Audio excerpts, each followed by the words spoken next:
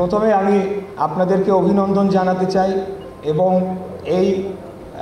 সংগঠনটি যারা উদ্যোগ নিয়ে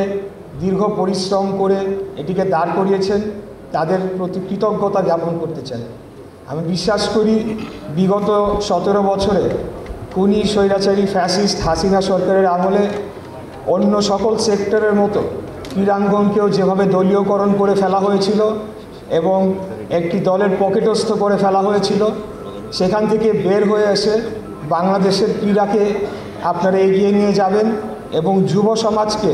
যে ভয়াল মাদকের যে একটা থাবা বাংলাদেশে এখন গ্রাস করছে সেখান থেকে উত্তরণ ঘটানোর জন্যে এই সংগঠনটি ক্রীড়ার বিকাশের মাধ্যমে গুরুত্বপূর্ণ ভূমিকা আগামী দিনে পালন করবে। এর পাশাপাশিও বলতে চাই এই সংগঠনের মাধ্যমে বাংলাদেশের আন্তর্জাতিক পর্যায়ে আমাদের যে ক্রীড়া টিমগুলো রয়েছে সেই টিমগুলো আমাদের আরও ভালো ফলাফল বয়ে আনবে এবং বাংলাদেশের মুখকে উজ্জ্বল করবে সেই আশাবাদ ব্যক্ত করতে চাই। সর্বোপরি আমি যে কথাটি বলতে চাই, আমি আপনারা ইতিমধ্যে শুনেছেন যে ব্রাদার্স ইউনিয়ন ক্লাবের আমি আহ্বায়কের দায়িত্ব পালন করছি আহ্বায়ক হিসেবে এবং এর মাধ্যমে বিভিন্ন সময় যে ধরনের কর্মকাণ্ড হচ্ছে সেই বিষয়ে বিভিন্ন সময় ওয়াকিবহাল থাকছি। তো আমি আপনাদের মাধ্যমে স্পষ্ট করে বলে দিতে চাই যে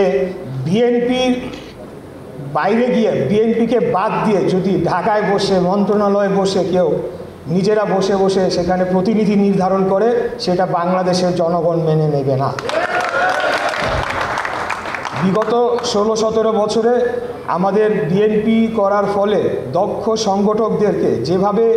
বাদ দিয়ে দেওয়া হয়েছিল, যেভাবে নিপীড়ন করা হয়েছিল, যেভাবে বঞ্চিত করা হয়েছিল, সেটার ফলশ্রুতিতে আমরা দেখেছি ক্রীড়াঙ্গনে কী ধরনের একটা প্রভাব পড়েছে। আমরা বলতে চাই আমাদের নেতা দেশনায়ক জনাব তারেক রহমান উনি বলেছেন যে আমরা ক্রীড়াঙ্গনকে দলীয়করণ করব না, দলীয়করণ হতে দেব না, ক্রীড়াঙ্গনকে ক্রীড়াঙ্গনের মতো চলতে দিতে হবে এবং এখানে যারা সংগঠক হিসেবে দায়িত্ব পালন করবেন তাদেরকেও রাজনীতির প্রভাবমুক্ত হয়ে কাজ করতে হবে। অতএব আমরা যদি বিগত হাসিনা আমলে রেখে যাওয়া যে ব্যবস্থা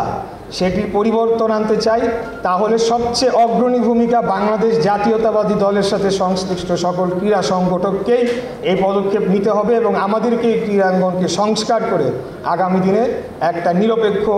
যে ক্রীড়ার ক্ষেত্র তৈরি হয় সেটিকে আমাদেরকে নিশ্চিত করতে হবে। তো আর বক্তব্য দীর্ঘায়িত করব না,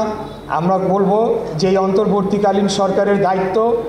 শুধু রুটিন ওয়ার্ক করা। তারা যদি এখানে কোনো দুরভিসন্ধিমূলক উদ্দেশ্য থেকে থাকে যে তাদের বাছাইকৃত লোকদেরকে তারা বিভিন্ন জায়গায় তারা সেখানে নিয়োগদান করবে, তাহলে সেটার বিরুদ্ধে কিন্তু জনগণ অবশ্যই প্রতিবাদ করবে, আমরা সকলেই প্রতিবাদ করব এবং আমরা তাদেরকে এভাবে আমাদের যে বিভিন্ন বোর্ডগুলো রয়েছে, বিভিন্ন সংগঠনগুলো রয়েছে সেগুলোকে দখল করে ফেলবে, সেগুলো আমরা হতে দেব না। এটাই আমাদের আজকের প্রতিজ্ঞা হোক। এই যে অ্যাসোসিয়েশন রয়েছে এই অ্যাসোসিয়েশনের একটি এজেন্ডা হোক, এটা আমি দাবি করছি।